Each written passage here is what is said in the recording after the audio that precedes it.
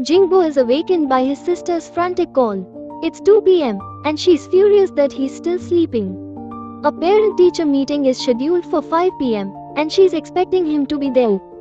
Jingbo assures her he'll be there soon and quickly gets ready. At the school, Jingbo feels like he's on a date. He meets his sister's teacher, who is pleasantly surprised by his good looks. The teacher praises Jinha's academic performance and expresses no concerns about her future. The teacher inquires if Jingbo would allow Jina to become a hunter if she awakened. He immediately refuses. The teacher explains that a student in their school, who recently awakened, has been skipping classes due to her hunting activities. This poses a significant challenge for the school. The teacher reveals the student's name, Ha Song. Jingbo is shocked to hear this name, as Ha Song was once his colleague in the dungeon. He remembers her as a dedicated and hardworking individual. Later that evening, Jingbo finds Ha Song and attempts to convince her to prioritize her education.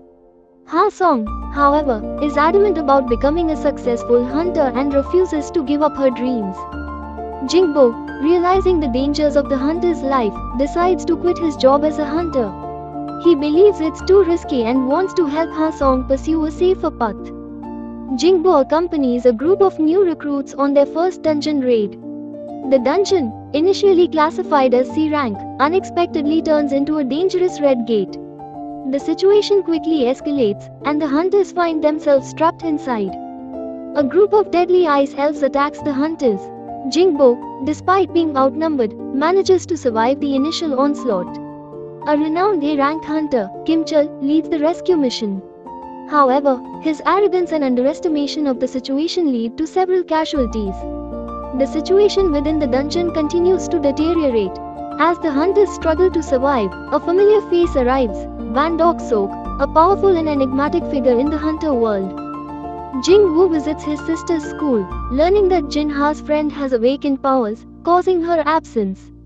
The teacher advises the friend to complete his education before becoming a hunter.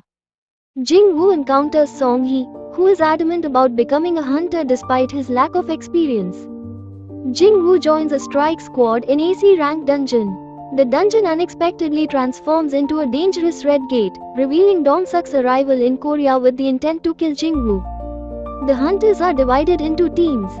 Jingwu's team encounters a giant bear, which he effortlessly defeats with a single punch, surprising the other hunters. At night, a horde of ice bears attacks the camp. Jingwu unleashes his shadow army, initiating a fierce battle. The ice bear captain proves powerful, decimating the shadow army. Agrees, Jingwu's most powerful shadow, intervenes, inflicting heavy damage on the captain and ultimately killing it. Kim Chul, from the other team, witnesses the overwhelming power of the ice bears and flees in terror. Outside the dungeon, Dong Suk confronts Guild Master Han, demanding answers about Jingwu's presence. Their heated argument escalates into a clash between two S-rank hunters. Kim Chul, witnessing Jingwu and his team enjoying themselves after the battle, becomes enraged and attacks them. Jingwu easily subdues him. A group of ice elves, led by a powerful monarch, appears. The elf monarch proposes a deal to Jingwu, which he refuses. A fierce battle ensues between the shadow army and the ice elves. Dong and Suk nearly fight after the elf king battle, but Jichul intervenes. Dong Suk expresses anger towards Jinwu due to his perceived ease in the battle. Jinwu's battle with the Elf King is intense, with Jinwu eventually overcoming the challenge by incorporating Kim Chul into his shadow army. The dungeon gate opens after the Elf King's defeat. Jinwu encounters Ba Kunhu, the leader of the White Tiger Guild. Ba Kunhu questions Jinwu about the recent events. Jinwu reveals that he saved some of Ba Kunhu's hunters during the battle. A tense moment ensues, but Ba Kunhu apologizes for his initial suspicion. Bak Yunu, impressed by Jinwu's actions, expresses curiosity about him. Ahan, Bak Yunu's subordinate, regrets not recruiting Jinwu earlier. Ahan recognizes Jinwu's exceptional strength despite his low-key demeanor. Jinwu reflects on the Elf King battle, acknowledging the difficulty of subduing the powerful being. Jinwu drops off Jinha at her house, surprised by her unusual warmth and gratitude. Eugene visits Jinwu, and they prepare for another dungeon raid. Jinwu asks Eugene to bring Song Yi along, surprising Eugene. Eugene becomes increasingly uncomfortable as he observes the interactions between Jinwoo and Songi. Eugene is bewildered by Jinwoo's nonchalant attitude towards Songi, suspecting a deeper connection.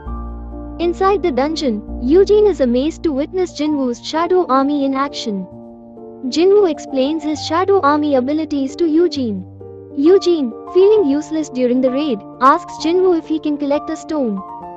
Jinwoo grants his request, acknowledging Eugene's desire for participation. In a different dungeon in the USA, an adventurer encounters a mysterious and powerful figure. Eugene reveals his plans to become a guild master and resolve issues with his father. Jinwoo acknowledges his own desire for growth and hints at an impending departure. Eugene expresses his gratitude to Jinwoo, considering him more than just an elder brother. Bakunho receives news about a resurgence of the ant monsters from Jeju Island. The ant monsters have evolved, posing a significant threat to multiple countries. Bakunho is deeply concerned about the potential consequences. Jinwoo enters the demon castle, seeking to collect 10,000 demon souls.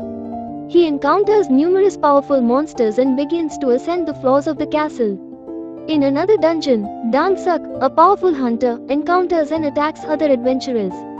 Eugene and Jing-woo conclude their final dungeon raid together. Jing-woo prepares for a 7-day solo expedition into the Demon Castle dungeon, a place he's previously explored. Eugene pursues becoming a guild master and presents his impressive dungeon clearing record.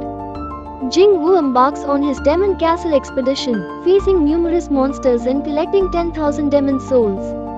He encounters a powerful, energy-rich boss monster. The boss monster unleashes devastating attacks, overwhelming Jing-woo. Iron provides his shield, temporarily saving Jing-woo. The monster's relentless assault forces Jing-woo to think strategically. Jing-woo throws his dagger and utilizes the Commander's Touch technique to teleport to it. He devises a plan, utilizing the environment to his advantage.